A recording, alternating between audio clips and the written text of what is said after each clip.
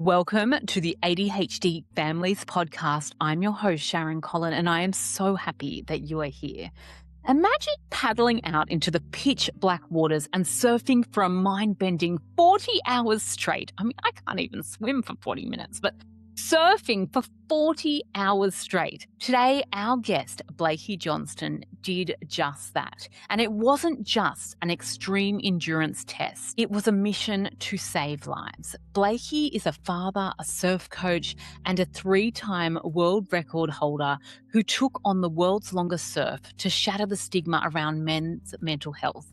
Driven by the tragic loss of his father to suicide and his own realization that he was heading down a similar path of high anxiety, Blakey decided that real change requires more than just conversation. It requires action. In this deeply moving episode of this podcast, we'll dive into Blakey's incredible story. We talk about the raw, exhausting reality of his world record ocean battle, the science behind why the beach regulates our nervous system, and how he is using his wellbeing camps to help youth, especially those navigating ADHD and screen addiction, find their true passion and connect with the real world. This conversation is as raw, powerful, and refreshing as the ocean itself.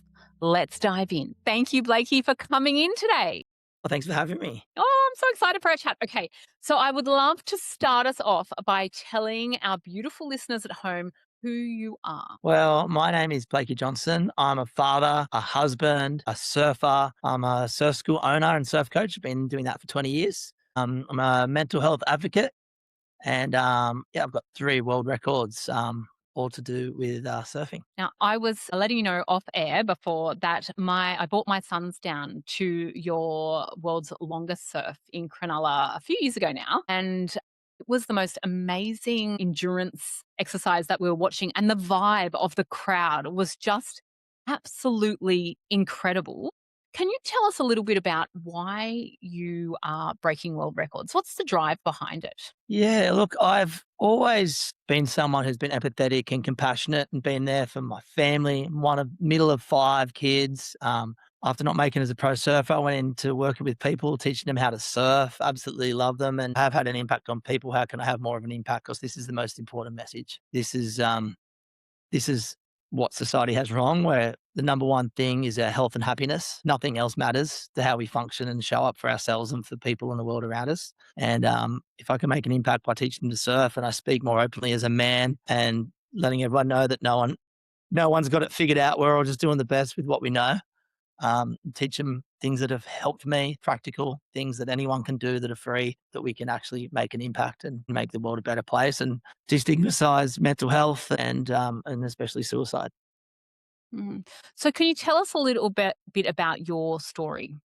Yeah, well, I'm one of 5 boys who grew up, lucky enough to grow up over the surf from Cronulla. My dad was a surfer and I just fell in love with surfing. I wanted to be like my dad and my 2 older brothers, and I had that access there. I had the ocean, and I can just remember my first memories being in the alley with my dad on the back of the board at about 3 years old. And I can just remember the first day mum and dad said I could go over by myself without the care of him or my 2 older brothers, and just feeling a sense of just awe and beauty and freedom. Always having so much energy. I think that was one place I could just be myself and ride a million waves, and it just felt like freedom. Yeah, dad was always busy working. He did so much for us. He was a bricklayer, then a builder, and mum was just at home, just dedicated, best mum, just cared for us all. We never went without. We never had much. They worked their ass off trying to get ahead. Never really worked out for them. We just had the best childhood. We never went on any holidays or anything, but we always had a surfboard. The beach was close by, and we felt loved and cared for. And it was a beautiful, beautiful childhood, and that I'm, super grateful for. And I just think, like, man, the 5 kids, bricklayer's wage, ups and downs of doing their own renovations and not getting ahead and market crashing on them and things like that. Like, that wasn't easy. Would have been really tough. So, so much respect and empathy and care for what my parents went through and what we all go through, what shapes us. And it's not easy for anyone. And so what led you to come to do the world records? What was the actual moment that made you think, I've got to be able to raise awareness for mental health? I saw initially, just a few years after my dad had taken his own life, I just saw me I just recognized the patterns that were similar to what dad had, Mm. just getting stuck with work and just unhealthy, just little things, just things that are really important. He had bad sleep apnea, and he was such a hardworking man that didn't do enough for himself. He didn't give himself the time of the day. He had so many people around him that loved and cared about him, his whole family, his work colleague, but he didn't have a crew outside of that. So I just saw all these little habits and patterns that I was like, oh, I'm doing the same as dad. I don't want to end up in the same place. My mental health wasn't great. I didn't even know it. I thought, I've got those responsibilities like we all have of having a family and wanting to show up as a good man and to be there for my wife and my boys and my community that I created around Cronulla and the ocean. And I felt those pressures heavily, so heavily. And I look back after making changes of putting myself first and making sure that I was at my best, so I could show up better, and look back and just go, well, that wasn't good mental health. That was high level anxiety and bouts of depression that can be avoided, that are necessary if we live and take responsibility for our well-being and mental health. And I just wanted to share that message. I wanted to know that it was action that had to go above, but I have to go above beyond conversation, because there's a lot of awareness, there's a lot of talk and things we can do, but until that first paddle's taken or that first step in that right direction is taken, there's not a felt different experience that helps us change the way we think and feel. So I wanted to make sure it was visible, that people saw the struggle, that saw that I could get through it, and it spoke directly to it. So that was kind of like,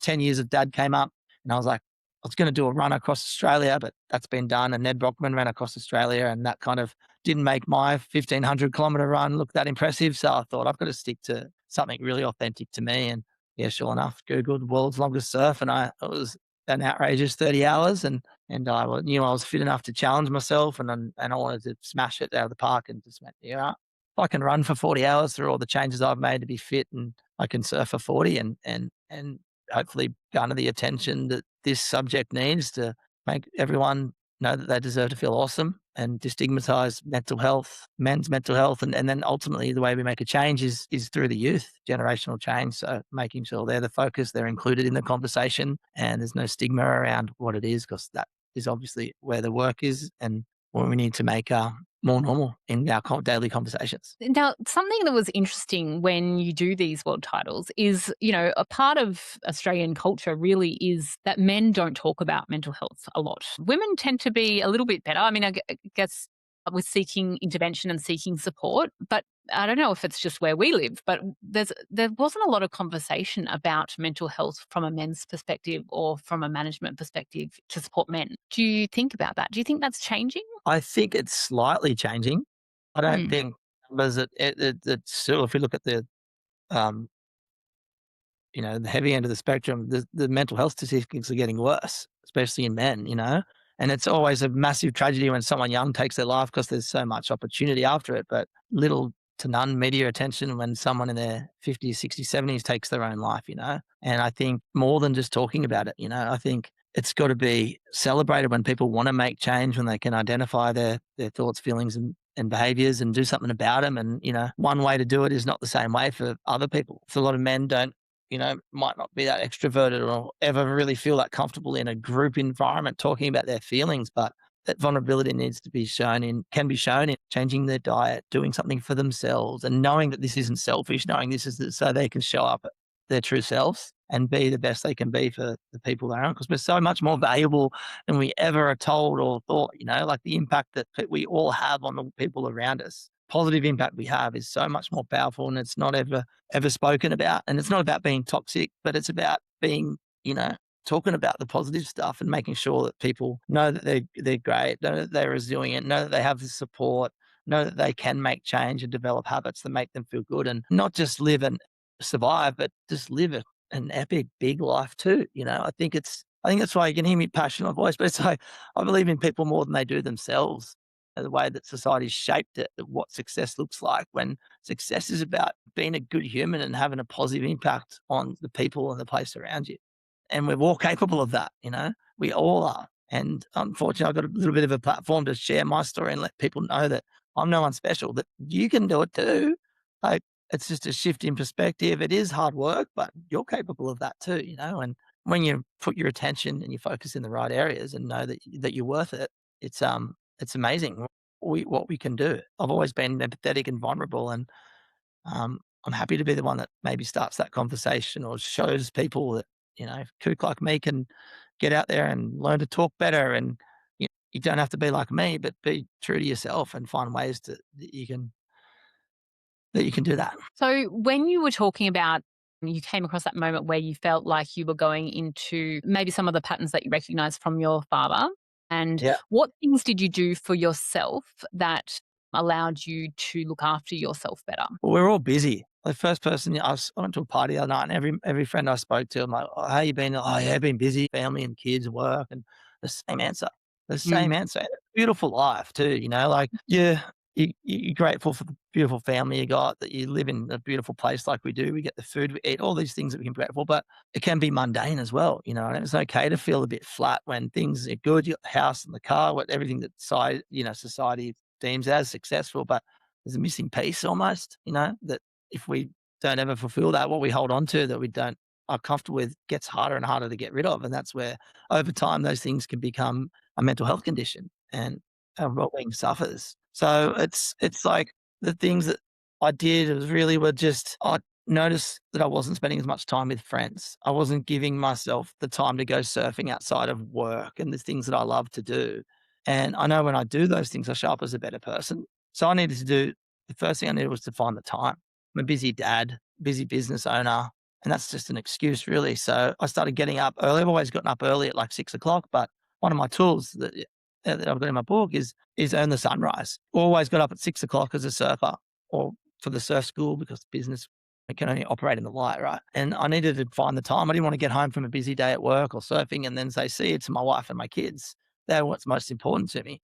So I was never going to give myself the time. I'd feel guilty about that. So I had to get up earlier. I needed to make sure there was time for me to be fitter, to be healthier and focus on my own self so I could show up better. And I ended up with a routine that starts at 4 a.m., going for a run and then a back float, having coffee. And then by 6 o'clock, I've already lived to 2 extra hours of my day that's dedicated to my own well-being. Well, I call it swellbeing. And that's something that took time to get to, but I know that was something that I have to do and I still do for myself. Love that. And, I like your term swell-being, right? One thing I've noticed about a lot of the men in my life and then the men in our beautiful community is a lot of them use surfing as their beautiful mental health, like their time for them. What do you think about surfing makes it so regulating and so lovely? It is that uncertainty, the thing that, we don't like is what it is. So every day is different, and there always surprises, there's always an element of something new happening every time you're down there. Like it's just and it emulates just a perfect mindset, like you would paddle out on any day. It's windy, onshore, crappy conditions, and we're still there just looking for those moments where we get that awesome little ride and have that, sense of joy. And that's the best mindset. You leave all your problems on the beach and you're out there, and every 10 seconds you're navigating a wave and trying to find the perfect spot. And it just makes you feel really, really present in that moment. Otherwise, you're just going to get a wipe out and it's going to wash you back to shore. So I think that it's such a good thing. I think if everyone surfed in the world, we'd have a happier world and it'd be so good. But just it doesn't even have to be that though, right? Like science shows that even just listening to the sound of waves, you think of every second meditations, the crushing sound of waves in the background, or looking at that vast open space, going down and looking at a body of water is proven, to regulate our nervous system, help us feel calm and safe. In the hardest times of my life, where the things have been the hardest, I always drive down to the beach. I always just stop. Sometimes I don't even get out of the car if I'm not feeling it, but just drive down there and take deep breaths by the ocean. That's my little thing to regulate, to just bring it all back Yeah. down. Yeah. The There's some theory magic. the theory the behind it is, right, why does the ocean do that? Surfers have that saying, "There's no such thing as a bad surf," and there's science behind it proving it. Like, think of our ancestors when life was all about survival, right? Where if you're in the jungle and there was a loud noise, you'd be alert. So that continuous rhythmic sound of the ocean is calming on our nervous system without even thinking about it. Our body knows. And also that vast open space. Nothing's going to come around the corner or jump out of a tree and kill you. Your body knows that, hey, I'm in a place of comfort. The nervous system responds and makes us feel calm, lowers our heart rate, lowers our breath rate, makes our mind feel calm. and we're in that space. And I guess surfing does that. We're in that moment, paddling out, looking for those waves.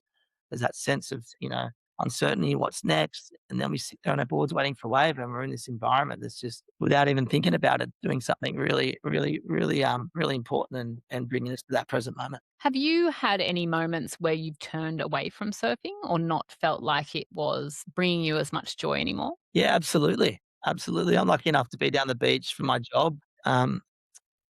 Hedonic adaptation, right? So everyone says you got the best job in the world, but being down the beach, getting sunburned for 5 months in a row every single day, and still having the ocean as a thing, even for me, like there's been times where just the workload's been huge, and I've felt the stress of family life and everything, and surfing, I just didn't give me that joy it had. There's been busy summers at the end of it, and when I wasn't feeling great within myself, that I just I was focused on the wrong thing. I wasn't brought to the present moment, so it didn't really shift my mood or make me feel calm. And that was definitely something I noticed now, that through those periods of the grief through my dad, and stress, and that we feel as a parent and a husband and a business owner, felt that we all feel like it just wasn't my place, or I could find that connection. And that was because I was so focused on my own experience and wasn't, feeling connected to my environment, or who I was.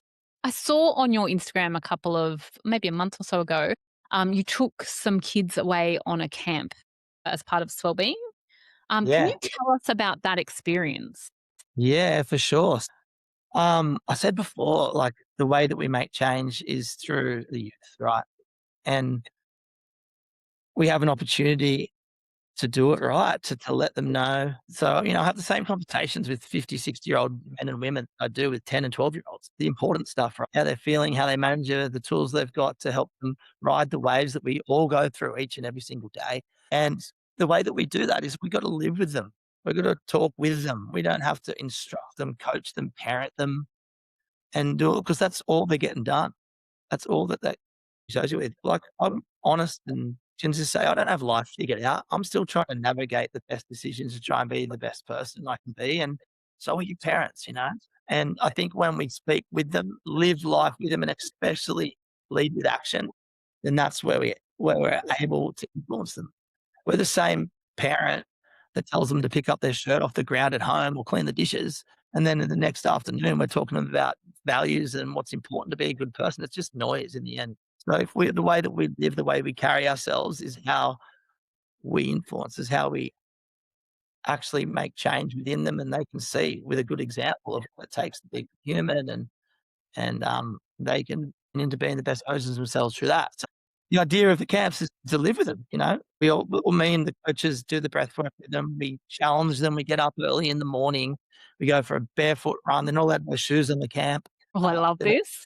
We eat as wholesome as we can, all unprocessed food. They all love it. My wife's a great cook and organizer. And within 20 minutes, we see a shift in these kids. They're out the back playing volleyball off the back because they're waiting to go for a surf and they've got nothing else to do. And no one asks a question about their phones.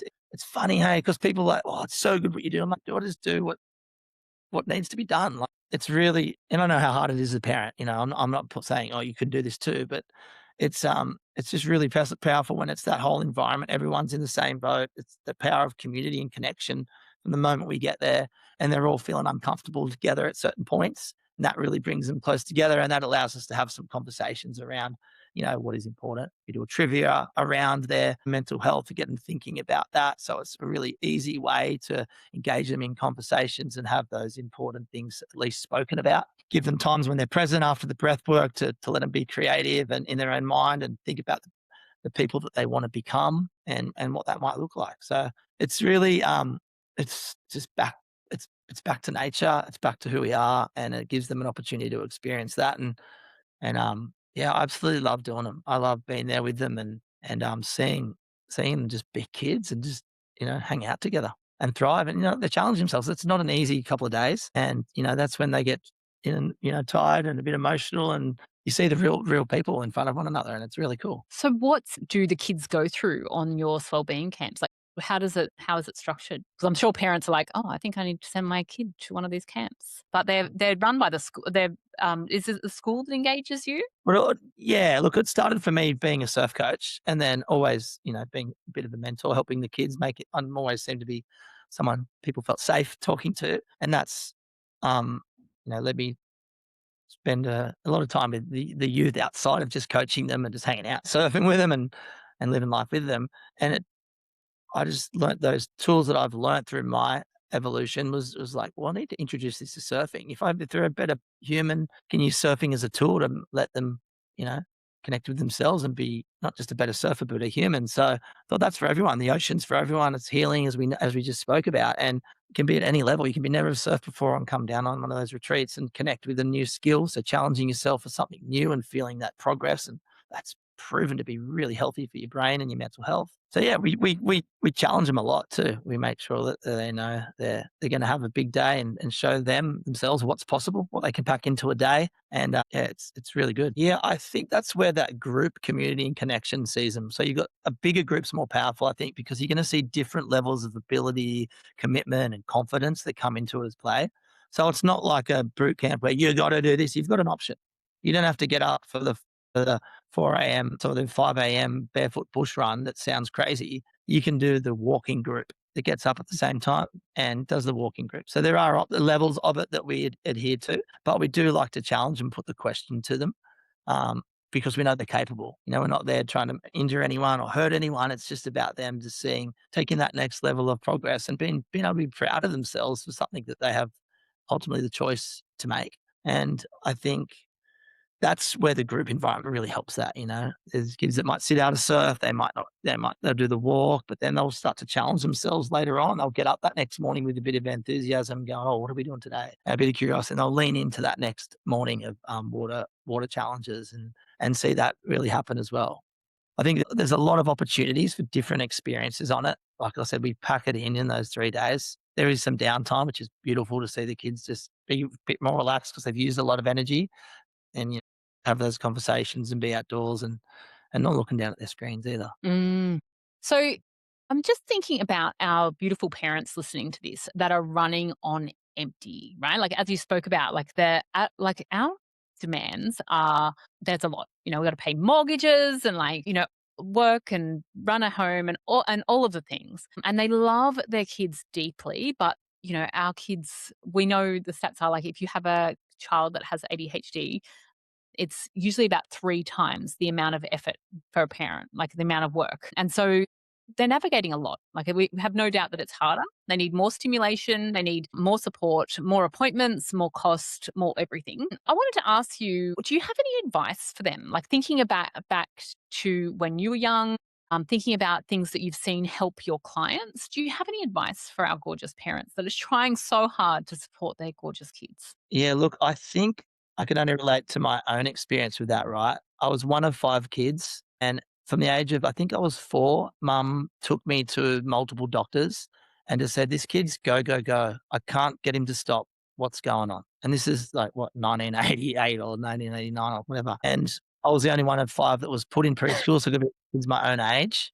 I played football, and I think the shift came when I found something like surfing, where I had that independence, I had that unlimited energy that could be put around, and that freedom, I think was really the most important part to not feel like I had to compete with my older brothers and whatever it was that was racing along in my mind when I was younger, and just to put all that to find that place to where I could put that energy.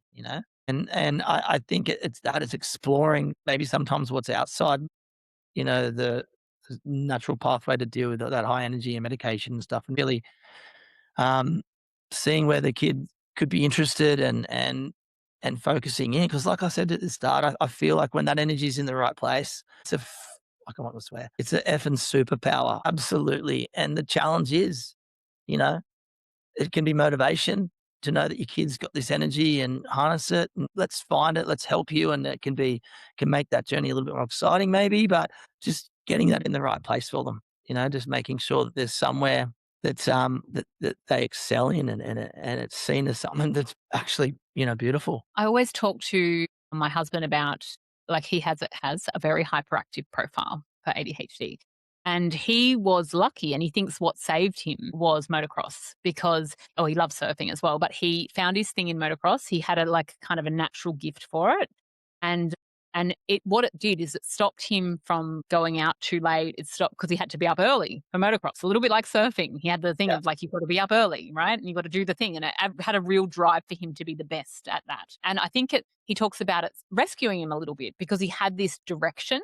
And I think when we're supporting our beautiful kids, specifically in the teen years, like we really want them to have a thing. And the thing, preferably, even better if it's not gaming, right? Like they've got to have something that encourages them to use their social skills and encourages them to get outside of their comfort zone and to be a little bit uncomfortable, like comfortably uncomfortable, so that they are seeing what's possible and having that different sorts of exposure that the world throws at them. Yeah. Do you think that that's what surfing was for you? Yeah, definitely. Look, I think it's just the modern world that limits, it seems like ADHD and these, disorders are a disadvantage, like in a world where it was about energy and survival and looking around. And I just think it's something that if we can put it in the right place, like something that challenges them, something that's outdoors and they're stimulated essentially, not just trying to, calm their mind and make them be relaxed and make better choices, but actually that stimulates all their senses, that can really help them focus on what they're doing and bring them to that moment. Like you said, in the moment, there's nothing else to think about when you're wrapping around a corner on a motorbike on a dirt track, right? Or when you're running through the bush doing a trail run. There's nothing else. You're as present as you can be because you're in a different environment, an environment that demands that. And I think that's something that we overlook. I think that's something that like really is just like you example with your husband, just brings you that, challenges you enough, not just mentally, but physically and sensually as well. That's something that I would definitely know is just vital to making it. So how do we encourage our kids? Say I'm thinking of the listener that perhaps their child doesn't have their thing, right? Or perhaps we're limiting screens now and we're wanting them to find their passion. How do we support our kids to find their thing? And this is a big one, but I think it's just exposure, right? Like it is a lot of work with what you busy parents are doing with that extra workload, but it's just exposing them to different things. Like I said, just thinking outside the box and something that, that can consume them. A sport you might never thought about, a place they might never have been to go, something different that is outside your own thinking, and just give them permission to try anything that, might not be to your values or your expectations, but something that lets them be them. And that's ultimately what you want, them to be as best that they can be. And I think with all that energy, it's going to be pretty obvious if they're into it or not, whether they feel comfortable and they want to be there. I think that's what I could be just. I was lucky enough to have the ocean right there and found it pretty easily, but that's going to be some of the work in it. Just giving them that opportunity to find where that strength is, where that connection's found, so they can put that energy in that place rather than down at their screen. And hey, I'm going to ask you a question. Is that all right? Yeah, of course. So what about ADHD and addiction?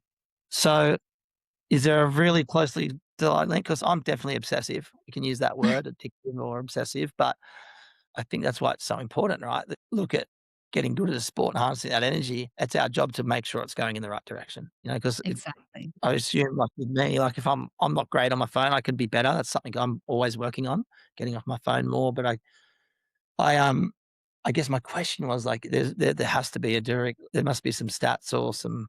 Can you tell me one?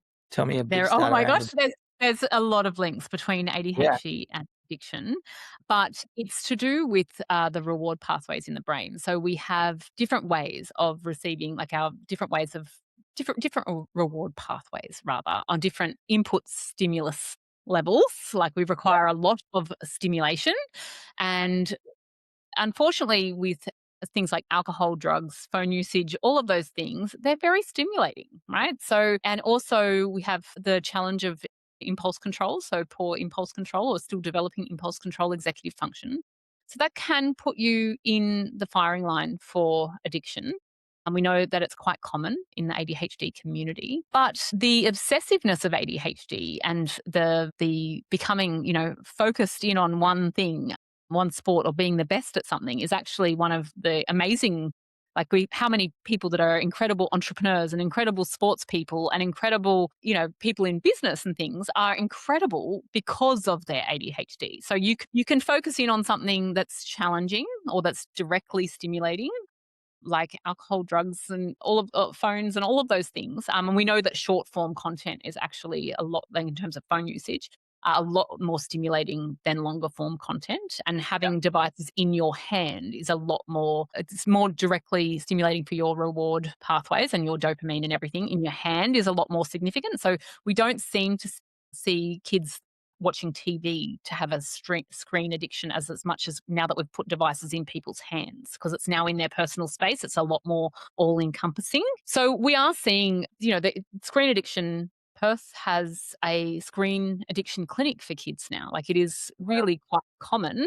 And I would say that 90% of the kids that go there are ADHD because of that. It's immediate gratification, and the ADHD brain doesn't always do very well with delayed gratification. So because it's immediate and the dopamine it's so significant, all the colors and how fast everything is, it's just perfectly matched to the ADHD brain, unfortunately. And so we are seeing that coming through a lot. So it is a beautiful thing to counter it. Now, I'm not anti-screens. I think they're part of life. Like, if we are asking our kids to separate from them, we're not giving them the skills that they need for the modern life, like forever. But we do want to have breaks from it. We want to have breaks, and we want to have intentional usage of it.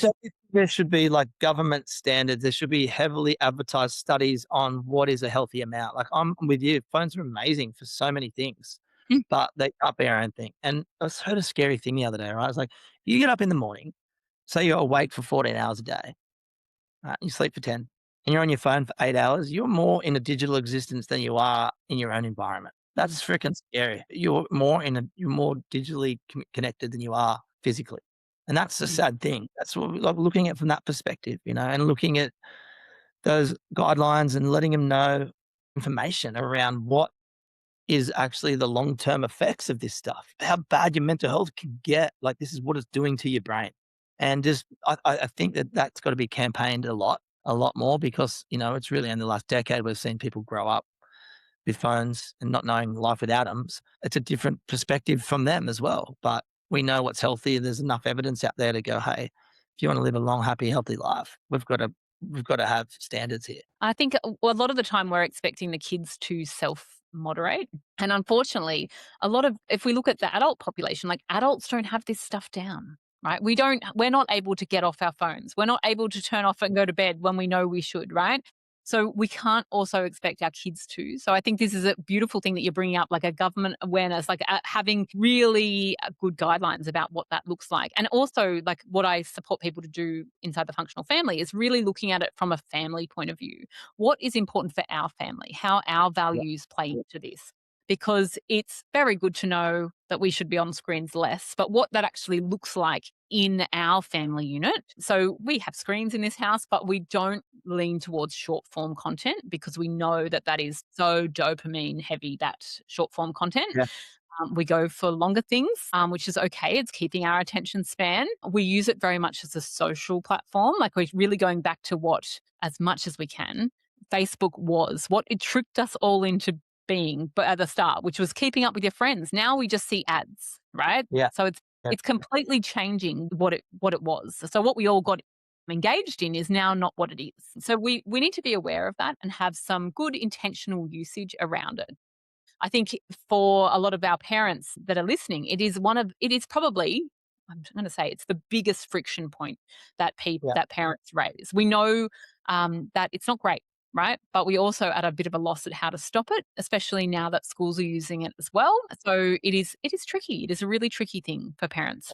Yeah. Like I said, we can bring in some not fun things, but just some simple things like you're not allowed on your phone before 7 and after 7. Things, just little things that you all can do that are challenging, but just so it's as a collective, as a group, because like bringing them back to the wellbeing camps, wellbeing retreats we run for youth, I'm like, because they're with each other, they see each other with the struggle of not having their phone, they're not thinking about it, their mind's in that place. And I think that's how we actually make it, because if it's just another campaign, it's just another thing they're trying to be educated on, just another bit of noise. But when they feel it for themselves and they know that, hey, I haven't thought about my phone, like we pointed out, like no one's asked for their phones in 2 days. You guys have had multiple conversations. You've done 15 activities. You've done breath work. You've been challenged.